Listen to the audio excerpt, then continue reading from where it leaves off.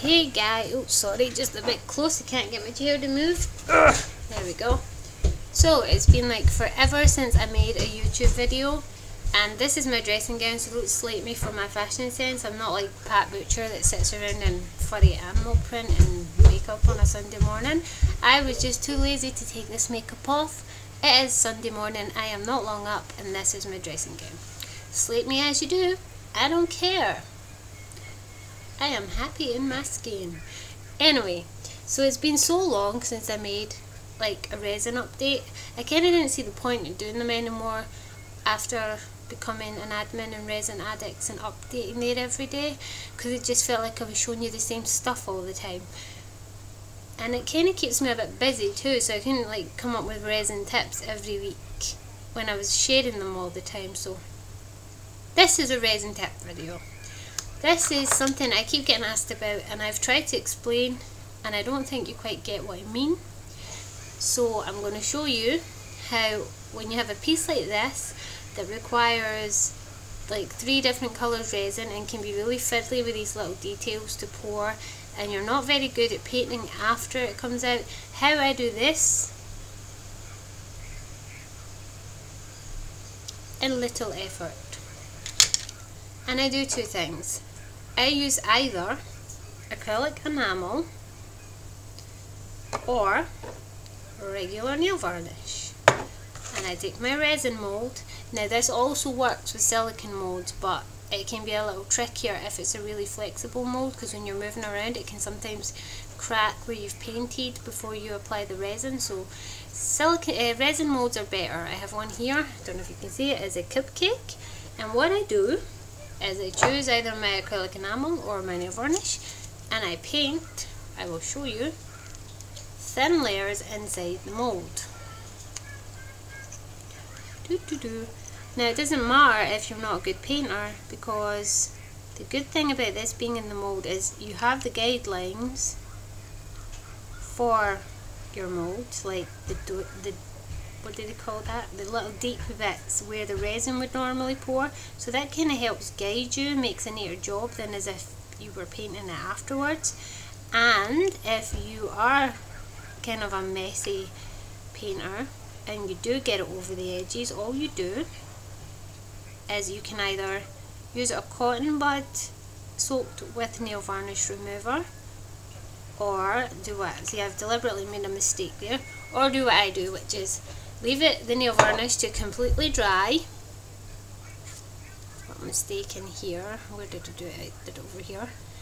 And then with a cocktail stick, you basically just scrape it off. Because it's nail varnish and this is plastic, it doesn't adhere to it like glue. It's so easy to just remove it when it's dry. With a cocktail stick, you can draw around the lines where you want it to be. Now I do this in thin layers. I do a layer and leave it to dry, so it's really patchy. And then I'll go back and I'll redo that layer, and I'll do a different colour in the cherry. Now they don't need to be thick, as long as you from the front are covering all the patches.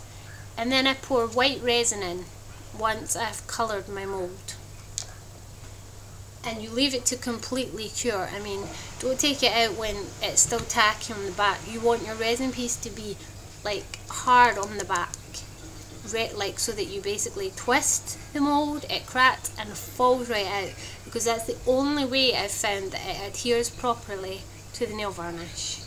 And because you've painted it in the mould, the surface of your nail varnish is smooth, has taken on the smoothness of the mould, and looks like poured resin. And it's even shiny. And I haven't glazed this. This is a piece just out of the mould yesterday.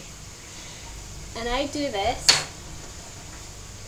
with all different. Now this one here is an example of one that I forgot to give. You can't really see it in this camera. I didn't give a second layer to the nail varnish, so it's patchy and the white showed through. And this one here, I didn't realise that was a dirty mould, and I sealed dirt in the nail varnish. But as you can see, I do this with a lot, and you keep the pattern of the mould because you're painting in the mould rather than painting on top of the piece. And you can achieve things like this, which in the mould would have been impossible to pour these colours, but I've done ones like this one. I didn't do that way. This one I painted after because I forgot about painting the mould. It was a silicone mould. But I have done ones like this before where I've painted all the inside of the mould and then I've poured my resin and they've came out perfect like this. Especially with the Hello Kitty moulds that have the sunken eye bit, so that in the mould they stick out, you can just paint the back of them. So that is basically the tip, and the tip was used in this one. Becky and I did the glitter in circles, and then behind the glitter I used the same colour of nail varnish, like a blue nail varnish, to go behind this glitter, and a pink one and an orangey one, because it intensifies the colour for the start, so you use less glitter. And then when you pour the white in, it makes this colour strong, whereas if I had just poured the white in behind the glitter, this would have been predominantly white with just sparkles of coloured glitter on it. We wanted bright. So this is my lollipop. And then when you do pop them in the mould, I mean they are super smooth and stuff, but I don't know how hard wearing that would be left like that, so I glaze all my nail varnish pieces. And I've found that acrylic enamel and nail varnish work equally as well, because nail varnish is an enamel and the acrylic enamel is kind of like more like acrylic paint than actual enamel paint, which takes hours to dry. This is quicker drying, it's easier to use, it's a easier clean up, but these can be quite expensive. I mean, 5 pots of acrylic enamel for me was like £6 something, and 60 nail art nail varnishes from Hong Kong is like £15. Do the math. 5, 60. What, like £7 of a difference? Sorry, just dying of a cough. That was the frog in my throat that I had for dinner. So that is my little tip. I would really love to see some of you try it. I showed Becky yesterday when she was here, because I've tried explaining to her before what I do, and I don't think anyone really gets. I think they mean that I put the nail varnish in the resin and mix it. I have done that too, it does work, but the resin takes way longer to cure. Mommy, it stays spongier for ages. My son wants ice cream. So I'm gonna go. I want to see the results of you using this idea. It works for me. I want it to work for you. Remember, thin layers, let them dry before you recoat. Don't do too many nail varnish layers, because it will leave the front of your resin piece not as hard as the resin. So I'm gonna go. Shitty bye. Have a nice day. I may get dressed at some point.